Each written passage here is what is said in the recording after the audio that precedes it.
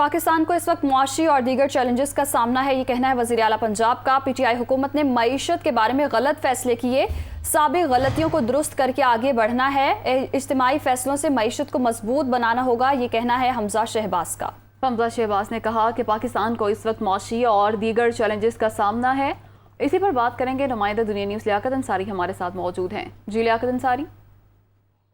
आज बिल्कुल वज़ीर आला पंजाब हमजा शहबाज के federation of Pakistan chamber of commerce and industries के सदर अरफान इकबाल शेख की क़यादत में आला सतही वफ़द ने मुलाकात की। इस वफ़द ने हमजा शहबाज को वज़ीर आला पंजाब मुंतखब होने पर मुबारकबाद दी।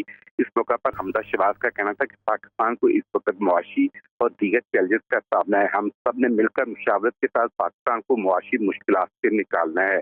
हमजा शहबाज का मजीद कहना था कि एक पाकिस्तानी की हैसियत से आपसे मुखातब हूँ कि पाकिस्तान की खातर हम सब एक हैं। सियासत होती रहेगी, सबसे पहले पाकिस्तान का सोचना है और पाकिस्तान की खातर तहम्मुल से एक दूसरे की बात सुनना होगी।